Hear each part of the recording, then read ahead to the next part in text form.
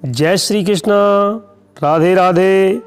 जानिए, पूजा करते समय आँखों से आंसू आते हैं तो इसका क्या संकेत है। आंसू सुख और दुख के साथी होते हैं।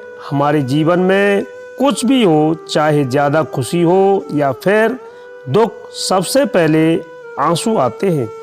आँखों में आंसुओं के आने की दूसरी वजह भी हो सकती है, जैसे आँखों में एलर्जी या जुखाम। इन सब कारणों के अलावा कुछ लोगों की आँखों में पूजा करते वक्त भी आंसू आ जाते हैं। लेकिन क्या आप जानते हैं, ज्योतिष के अनुसार इसकी एक खास वजह होती है।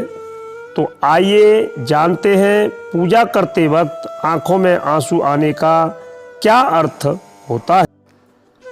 मित्रों, अगर पूजा के समय आपकी आंखों में आंसू आते हैं तो आपको समझ जाना चाहिए कि आपकी प्रार्थना ईश्वर तक पहुंच रही है और वो आपको कोई संकेत देना चाह रहे हैं।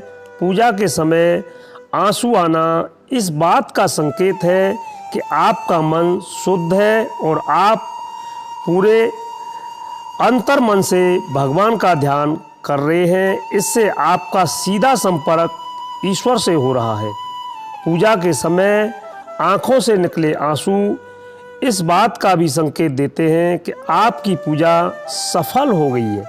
इसके अलावा इसका एक अर्थ ये भी है कि भगवान आपको संकेत दे रहे हैं जल्द ही आपकी परेशानी खत्म होने वाली है।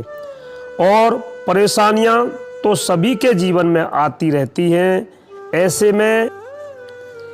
ऐसे समय में हमें कभी भी घबराना नहीं चाहिए और ना ही डरना चाहिए, बल्कि हिम्मत जुटाकर संयम और बहादुरी से उनका सामना करना चाहिए। ईश्वर कई बार अपने भक्तों की परीक्षा ले रहे होते हैं, जिसे हमें खुश होकर पार करना चाहिए। अगर सच्चे मन से कोई पूजा की जाए तो उसे भगवान सदैव स्वीकार करते हैं। इसके अलावा कहा जाता है, अगर पूजा करते समय किसी व्यक्ति को उबासी या नींद आती हो तो इसका अर्थ है कि उस व्यक्ति के मन में दो तरह के विचार चल रहे हैं। आप ये भी कह सकते हैं कि दोहरे विचार होने की वजह से उस व्यक्ति का पूजा में मन नहीं लग रहा है, जिसके कारण उसे नींद की उबासी आ रही है। ऐसे में एक नकारात्मक संकेत हो सकता है। ये इस बात का संकेत है कि हमारा मन पूजा पाठ, धार्मिक ग्रंथों और आरती में नहीं लग रहा है। नींद और उबासी के साथ अगर शरीर में किसी प्रकार का भारीपन भी महसूस हो तो आपको समझ जाना चाहिए कि कोई न कोई नेगेटिव एनर्जी आपके आसपास मौजूद है।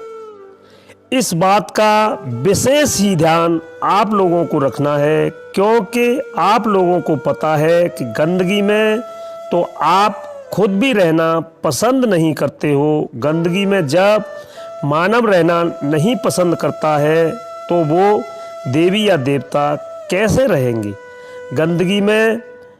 हाँ, देवी या देवता कभी भी ये नहीं कहते हैं कि इसका घर छोटा है या बहुत बड़ा है। जी नहीं, ऐसा कुछ भी नहीं है।